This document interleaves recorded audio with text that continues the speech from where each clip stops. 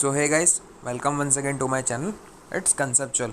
So today we're gonna talk about the different type of casts that urinary casts that are found in urine. Okay. So what are basically urinary casts? उनके definition से शुरुआत करता है. So अगर आपको guys clearly नहीं दिख रहा है तो मैं description में link दे रहा हूँ. So guys you can check the presentation out there. Okay. So आपको कोई दिक्कत नहीं होगी and अगर आपको माइक्रोस्कोपिक इमेजेस नहीं दिख रहा है सो डोंट वरीज, मैंने अलग से स्लाइड बनाई है, you can check out that also. Okay. And presentation अगर पूरा चाहिए so link is given in the description below, you can just check it out that. Okay. So let us begin with the urinary cast. They are cylindrical aggregations of particles that form in distal nephron and pass in urine. Okay. तो distal nephron में बनते हैं and they are passed in out in urine. In urine analysis they indicate the various kidney disease. Okay. So basically there are two types of casts, that is acellular and cellular. Okay. So we're gonna first look with the acellular cast. ठीक है, एक के बाद एक. So basically four type के cast होते हैं acellular में, that is the hyaline cast, granular cast, waxy and fatty. Hyaline, granule, waxy and fatty cast. Okay. and cellular में तीन type के होते हैं, that is RBC, WBC, red cell cast, white cell cast and epithelial cast. Okay. So in acellular cast, let us begin with the hyaline cast. Okay. So most common होते हैं. Okay. They are solidified Tam Hall's mucoproteins secreted in the tubular epithelial cells. अब Tamm Horsfall mucoprotein आपको याद आ रहा है किसका part था? यूरिन एनालिसिस में we learn in the difference of the nephritic syndrome में हमने टॉम्स हॉर्स फॉल म्यूकोप्रोटीन की बात की थी. Okay. So they are seen in the urine analysis in the nephritic syndrome. Okay. And seen in the fever and strenuous exercise. Okay. और कहाँ देखने को मिल सकता है कि फीवर हो सकता है या फिर स्टर्नस एक्सरसाइज करें, so we may see the hyaline cast in the urine. Okay. So telling about the microscopic image, I will just show you. Okay.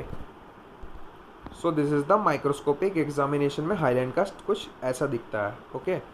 So just note down the image और आप capture कर लिए तो आपको समझ में आ जाएगा what is the differences. Okay. मैं आपको जैसे जैसे कंपेयर करता चला जाऊंगा वैसे वैसे आपको सब समझ में आता चला जाएगा. Okay. The next one is the granular cast. Okay. It can result from breakdown of cellular cast of inclusion of aggregates of plasma protein और immunoglobulin light chain. तो वो कैसे बन सकता है? वो breakdown होगा cellular cast का and inclusion of aggregates of plasma protein, मतलब वो प्लाज्मा प्रोटीन एग्रीगेट या फिर इम्यूनोग्लोबुलिन लाइट चेन एग्रीगेट हुए तब हमको ग्रेनुलर कास्ट दिख सकते हैं. Okay. And they are indicative to the chronic kidney disease. तो पहले हमने देखा फीवर या स्टर्नस एक्सरसाइज से हाइलिन कास्ट बन रहे थे एंड ग्रेनुलर कास्ट कहाँ बन रहा है? जहाँ पे क्रॉनिक किडनी डिजीज हो वहाँ पे they are seen. Okay. So the microscopic examination of the granular cast is just like this. We can see the granular bodies, granular type cast cells हमको दिख सकता है and this other types of the acellular cast. Okay. मतलब aggregation ही होगा, cellular formation type नहीं दिखेगा, it's just an aggregation या बोल सकते हैं collection. Okay. So the next one is the waxy cast. Okay. So waxy cast suggest long standing kidney disease. Okay. मतलब इतनी सी इंफॉर्मेशन है कि they suggest the long standing kidney disease. So the microscopic of image of Vexi cast is just like this. Okay. Vexi cast. The next cast at the last acellular cast, that is fatty cast, formed by breakdown of lipid rich epithelial cells. ठीक है.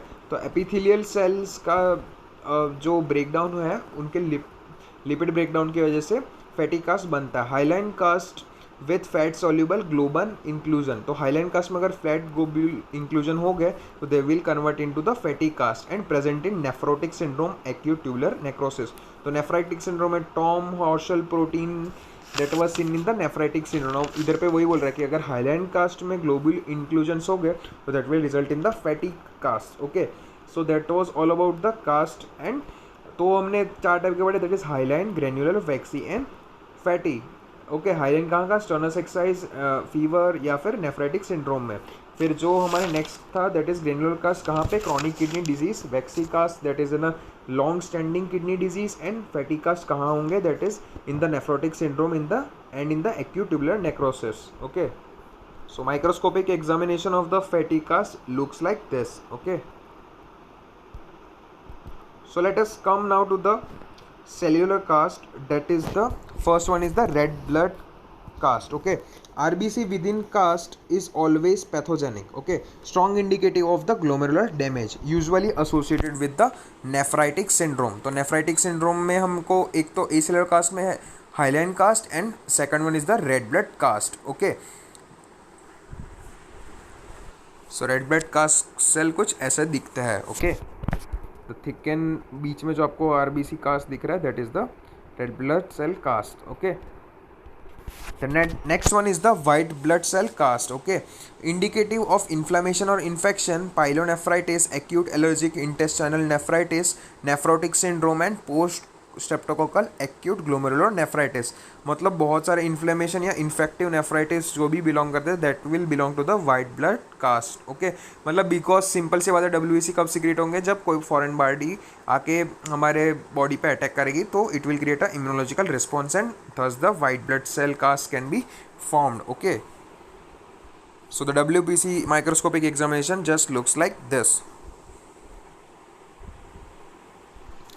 The last one is the epithelial cast, formed by the inclusion or adhesion of the desquamated epithelial cells of tubular lining. मतलब जो desquamatize हो गए तो वो epithelial lining क्या बनाएंगे, epithelial cast seen in acute tubular necrosis जहाँ पे epithelial का damage हो रहा था and toxic ingestion of ऑनरेसी और द डाईथाइलिन ग्लाइकोल. ठीक है, या फिर कोई टॉक्सिक सब्सटेंसेस की वजह से एपिथेलियल सेल डीस्क्वेमस हो गया या फिर उनको डैमेज पहुंचा तो there will form the epithelial cast. Okay, so that was all about the cellular cast. RBC cell cast हमको कहाँ पे देखने को मिलेंगे, मेनली द नेफ्राइटिक सिंड्रोम से.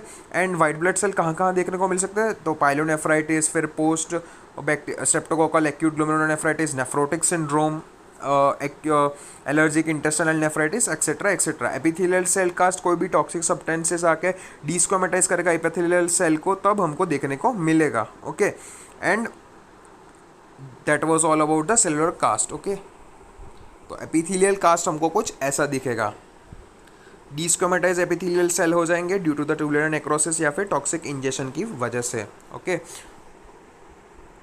सो that was all about the cast, that is the hyaline, granular, waxy and fatty, that were the example of acellular cast.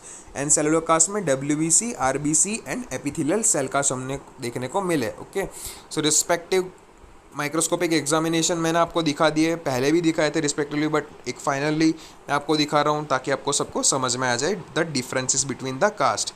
Guys इसमें याद रखने वाली ही चीज़ें हैं बिकॉज इसमें तो कुछ कॉन्सेप्ट है नहीं. Okay, so this is all about memorizing and going through the things time to time. So I hope आपको ये पूरा वीडियो समझ में आएगा. So please do like, share, subscribe to my channel because it gives me a bit of motivation every time. And thus guys, please do like, share, subscribe and कोई भी doubt हो तो कमेंट सेक्शन में बताया ना. And मेरी Telegram channel को भी सब्सक्राइब कर देना. Until then, see you next.